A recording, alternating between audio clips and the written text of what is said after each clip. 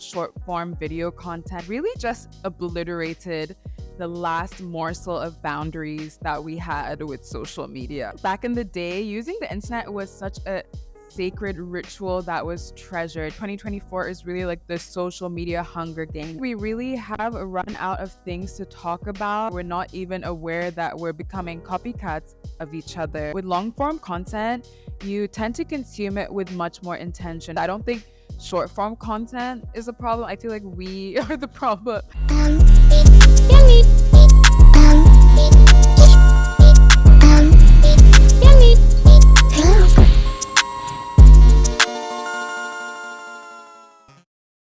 Hello, and welcome back to Get Off the Internet, the podcast where we attempt to disconnect in order to connect.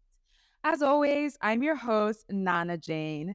So it has been a hot minute. I actually took my own advice and got off the internet. I honestly just got tired of all the opinions that I was seeing online, and I began to feel like my own opinions were just becoming an amalgamation of opinions that I had heard online. And I just had so much fatigue from consuming so much content.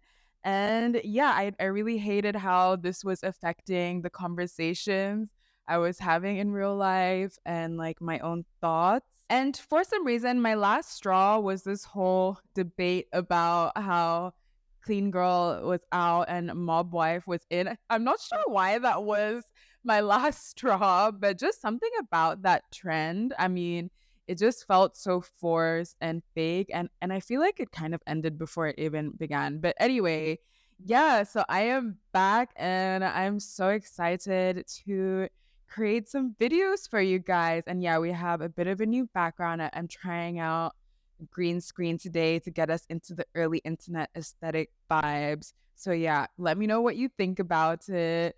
And of course, be sure to support this podcast by liking, commenting, subscribing. Follow me on Instagram. Get off the internet. No, Get Off the Net podcast. Follow me on TikTok. Get Off the Net .mp3. And it's funny that I'm promoting myself on all these short form platforms because today's video is all about how short form content killed social media. Yeah, that's right. So, yeah, I just really want to get into how I feel like social media has completely changed, mostly for the worst, in my opinion, um, since the rise of short form content in 2020. So, yeah, let's just hop right into it. So, I feel like back in the day, using the internet was such a sacred ritual that was treasured. You know, some people had to use dial up, which meant that no one in the house could use the phone.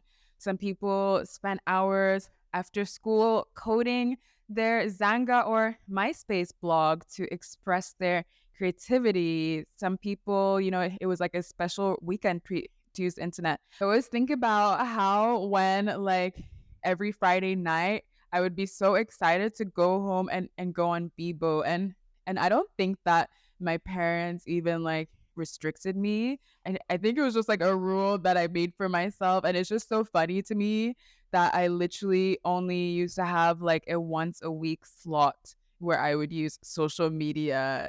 It's just so crazy to think about in this day and age when we're like chronically online and on social media 24/7. So yeah, don't get me wrong, we have been chronically online for a hot minute at this point, but I feel like the rise of short form video content in 2020 really just obliterated the last morsel of boundaries that we had with social media. When I talk about short form content in this video, I'm primarily talking about short form video content platforms such as TikTok, of course, which was founded in 2016, but of course rose to prominence in 2020 during the COVID pandemic. I'm also, of course, referring to Instagram, which released Reels in August of 2020, and TikTok Shorts, which was released in September 2020. Hi, this is Editing Naana here. I meant to say YouTube Shorts, not TikTok Shorts. All right, as you were. So I feel like what happened with the rise of these platforms in 2020 is that creating content became a lot more accessible, and the expectations of the quality standards in terms of, fancy equipment became a lot lower, which was great in some aspects because I feel like for a long time, social media was, filled with this aspirational content, which was great, but not really relatable. I feel like it was honestly quite refreshing to not have this, overly curated aspirational content at the top of the social media food chain anymore, and to just kind of be able to scroll through social media and feel like you were FaceTiming your bestie. It almost made content creation too accessible. And so we just had this oversaturation where everyone, felt the power to be a content creator, which, yeah, it's great to like share your voice if you have something to say.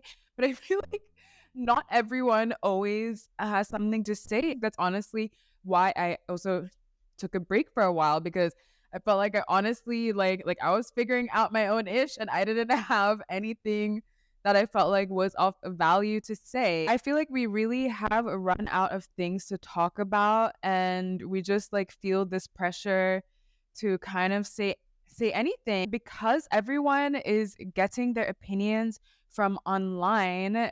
What's basically happening is that we're seeing the same videos again and again and again, because of course, if that's what your thoughts are made up of, then then we're just going to end up producing the same type of content again and again. And I think the kind of scary part of this is that it all happens at a subconscious level. And I feel like the fact that it's happening on such a subconscious level makes it even scarier, because it's like we're not even aware that we're becoming copycats of each other. As I said at the top of the video, I felt like my brain was so full of other people's thoughts, and like we all know at this point that social media is addictive, and we were all addicted to social media before 2020. But what this short form video content did is that because there is such an abundance of content now, it's like that you can constantly get those dopamine hits, so you kind of like you scroll and you're just like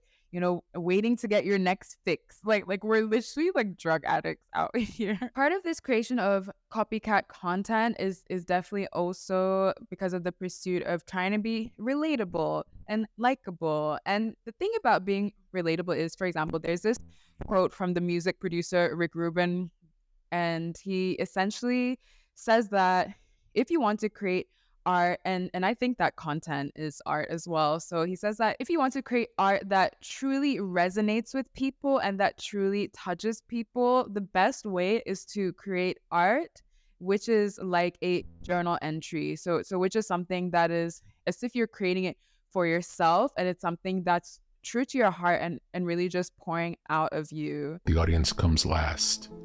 And I believe that. I'm not making it for them. I'm making it for me.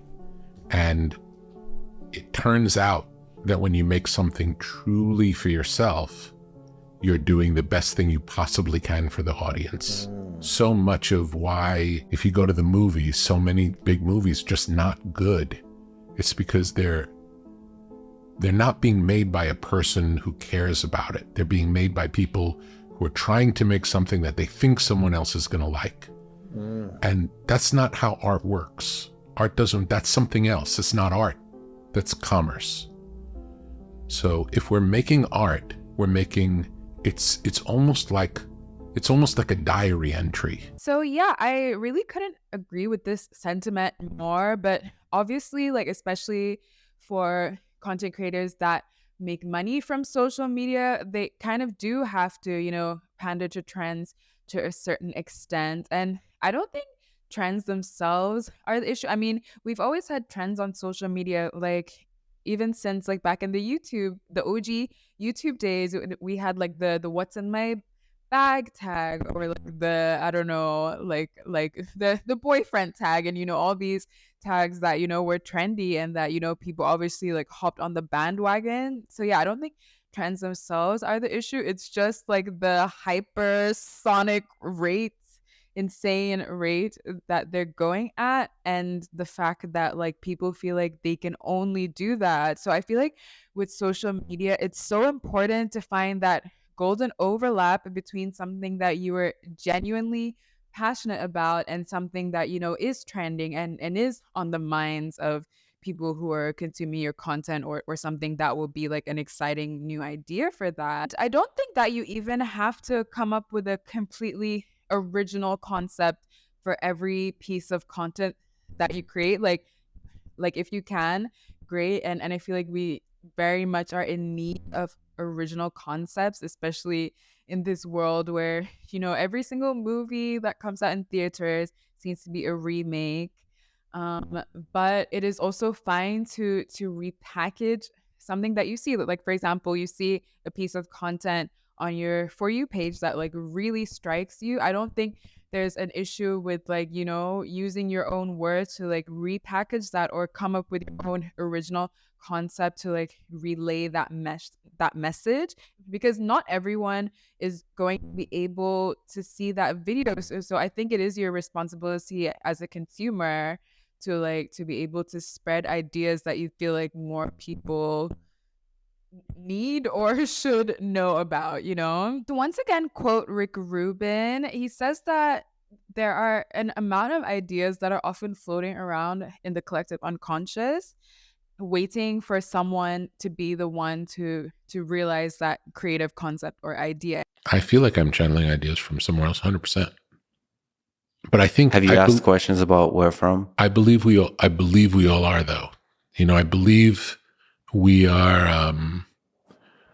We're vehicles for information that, when it's ready to come through, it comes through, and the people who have good antennas pick up the signal. But if I'm sure you've had an experience in your life where you've had an idea for something and you've not acted on it, and eventually someone else does it. And it's not because they're doing it because you had the idea and they stole your idea. It's because the time has come for that idea. And if you don't do it, someone else is going to do it. It's being broadcast by whatever the source is. Whatever the source is. I often see, for example, on YouTube videos, people will comment on their favorite YouTubers' videos being like, oh my God, like, how did you know to post about this topic now? Like you read my mind. And that's often because the ideas are already floating around and that person just happened to be the one to execute it. And so I feel like you don't always have to like produce perfectly original concepts. You can also like take a concept that you've heard from someone and kind of repackage that and use your own creativity or ideas to like repurpose that for your own audience, or simply to spread the idea. Because like when you see a video that like really strikes you, like not everyone is necessarily going to be able to see that video, so you can use it as an opportunity to kind of be the one to like extend that concept into the world. I think something else that really sets long form and short form content apart is that with long form content, you tend to consume it with much more intention. For example, if I asked you the last 5 TikToks that you watched, you most likely wouldn't be able to tell me, or at least I wouldn't be able to tell you. But if I asked you like the last 5 YouTube videos or like long form content that you watched, you would most likely be able to tell me. And I feel like what short form content is missing is that time in between to allow our brains to process. Like, because what usually happens with short form is that like you'll be bored for a second, and before you know it, you're an hour into like scrolling on TikTok, and you've kind of blacked out. You don't really remember what happened. With long form content, you kind of have that time in between to process what you've seen. Like for example, you're more likely to like to watch a YouTube video, to sit down and watch a YouTube video and sort of go and do other stuff, and like come back to YouTube later. I feel like our brains really do need that crucial in between time to process what we've seen. I mean, that's the reason why we sleep and dream, so that our brain can sort of categorize and declutter our subconscious. And so I think we really do need that like resting period. But with short form content, it's just so much easier to like fall into a void. The barrier between us and our phone was already so thin. But what happened when, social media was accelerated so much, or over the COVID pandemic was that just like completely vanished, and we are just like so deeply intertwined with our phones, and the level of addiction is just like an all-time high, you know? And so yeah, I think that companies are starting to see that, you know, short form video content may not be that sustainable.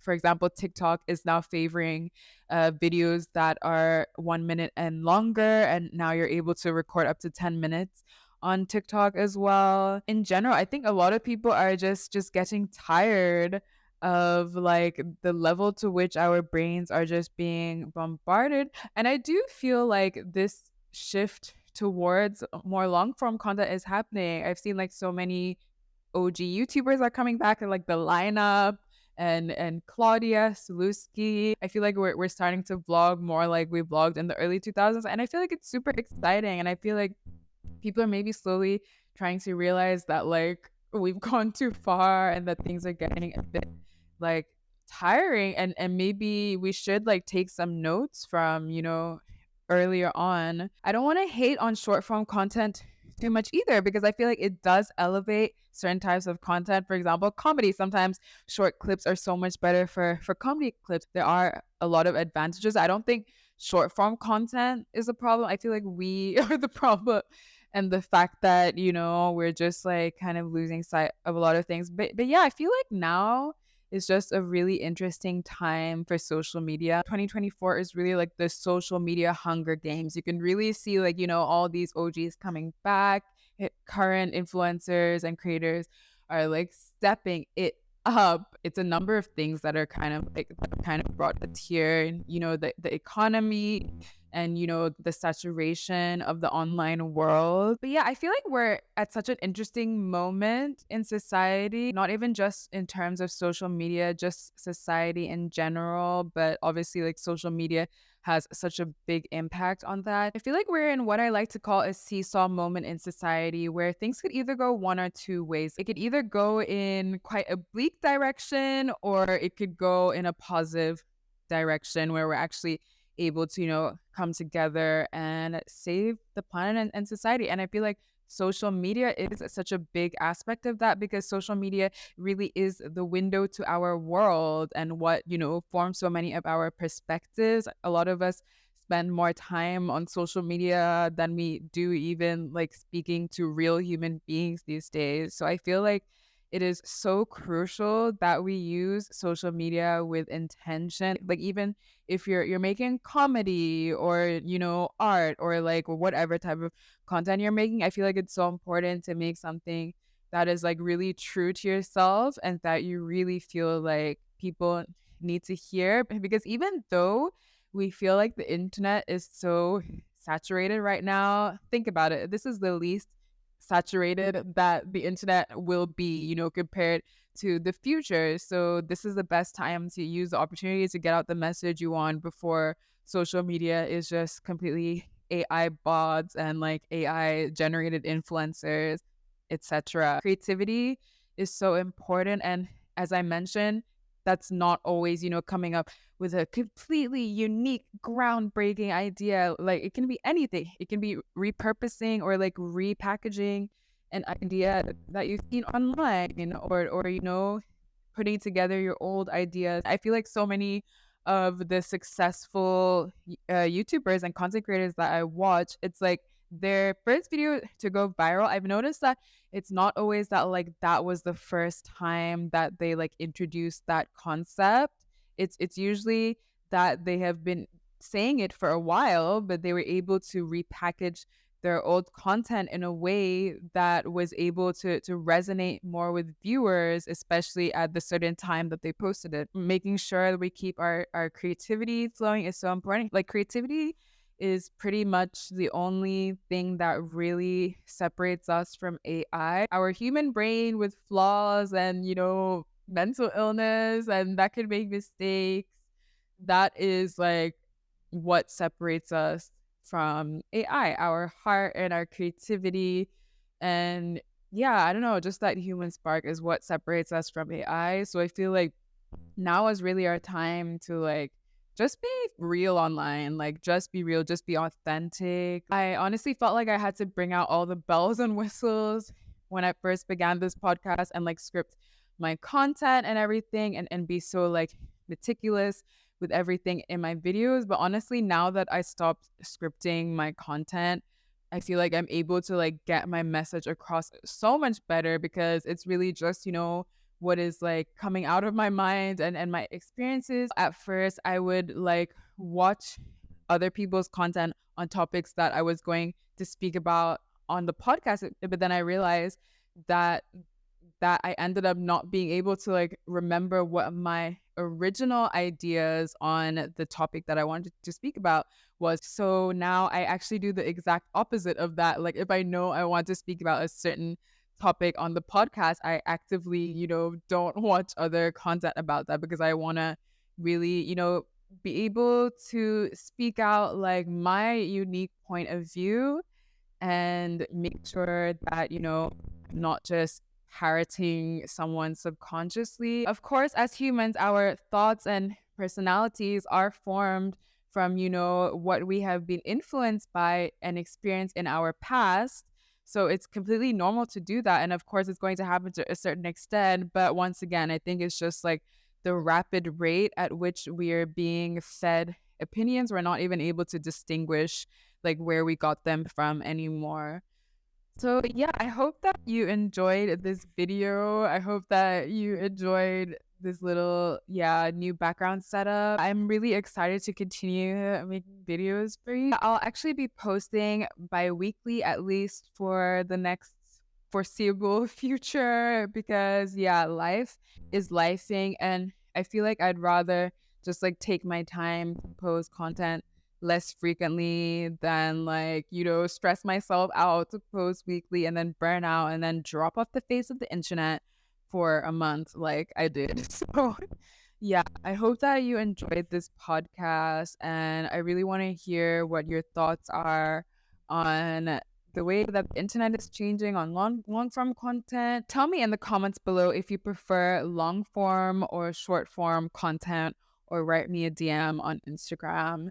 And as always, I really want to create conversation, a little safe space for us Gen Zers, millennials, and Zillennials who are the internet guinea pigs of our generation. I was trying to recall what it was like to use the internet before like 2020 and the popularization of short form content, and I literally couldn't remember. I can recall the experience of using the internet in like the early 2000s as a kid on like MSN and whatnot, but like I just literally couldn't remember what it was like to use the internet in those like years like leading up to the social media short form era, short form video era.